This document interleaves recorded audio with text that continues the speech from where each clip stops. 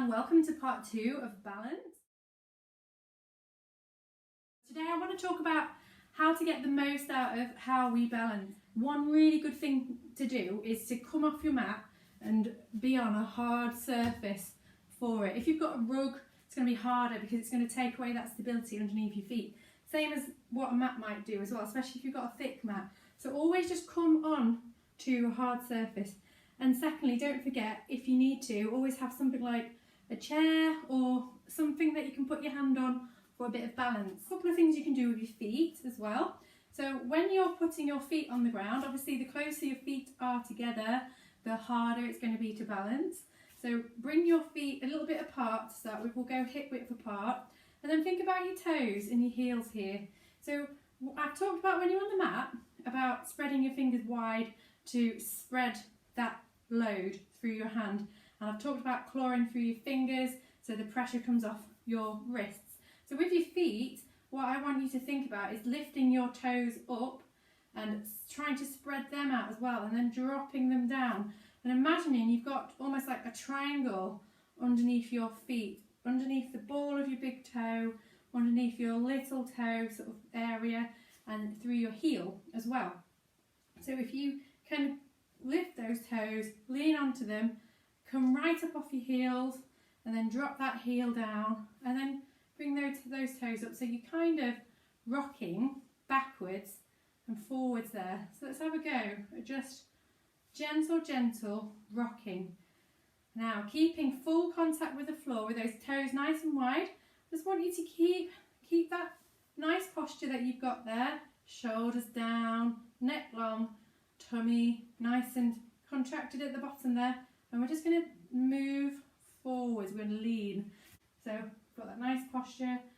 We're just going to lean forwards. Try not to fall over, and then we're going to lean backwards. Just have a feel for what it is that your body is capable of doing in terms of balance here.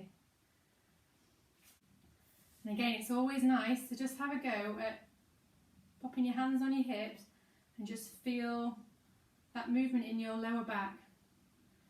Just checking in and making sure you've got that neutral midline position again. Right, so with our toes nice and wide, let's do some heel raises. So we're going to just come up like we have done already. We're going to do 5, 4, 3, 2, 1, and now knee bends. Keeping those legs nice and aligned. 3, 2, 1, and let's incorporate the 2. So we're coming up and then bend and up and bend, up and bend. It's always good to have a mirror, and then you can see exactly what your legs are doing right now. Are you weight bearing equally through each side? What's the rest of your body doing whilst you're doing this? Just questions like this that you can often really benefit from having a mirror when you're doing these kinds of things and see what you're doing. That's it, lovely. Now just stepping those knees nice and high, nice and slow as we go. Try and keep them nice and lined up, keeping the pelvis nice and still. It's nice. Right, so now we're going to step out to the side and step out to the side. Step out to the side, step out to the side. That's it.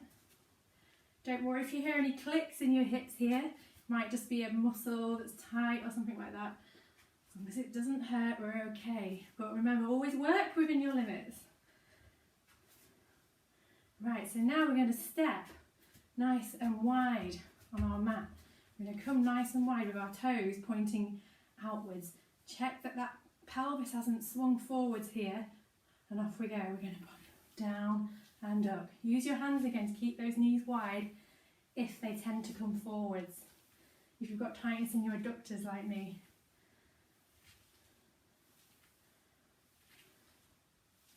That's it, very good. Now then, bringing your arms out to the side, we're just going to lean over to one side, place a hand down and just stretch overhead. And then come back to the middle. Bend the other side, arm goes down, stretch overhead. to the middle. So let's carry this on.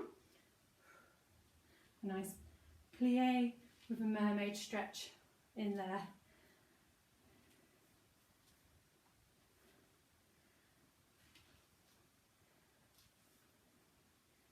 Lovely. Okay, coming back to the start, bringing our arms down. Let's put our hands on our waist and we're going to bend down into that plie again. And this time we're going to come up on our tiptoes and down, up and down. Now if this is too tricky, we could just come down into that plie and pulse. 5, 4, 3, 2, 1. Find your level.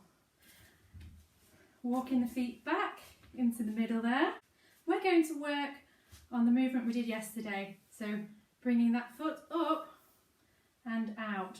But we're going to bring it inwards today and we're going to pull it up towards our chest, hugging that knee in. See if we can maintain that balance whilst we're hugging a leg in. Whilst you're hugging, still be squeezing these muscles here, still thinking about using that control. Imagine that your leg, your supporting leg, is being pulled inwards towards your midline as you're pulling this other leg in. Very good. Can we go to the side with that leg? Can we bring it out to the side? And then bring it back and then drop it down. Other side. So working on building from what we did yesterday. We're going to bring that leg up towards our tummy and really hug it in. And again, contracting these muscles here, but hugging this knee in to our tummy. This leg pulling inwards towards the midline.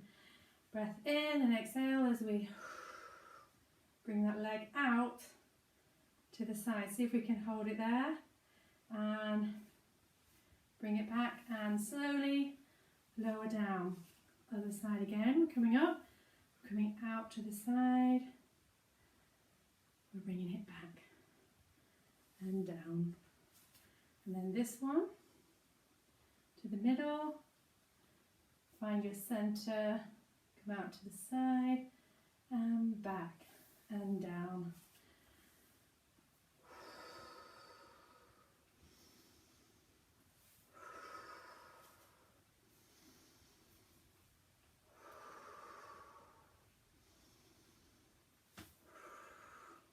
Thank you, that's it for today.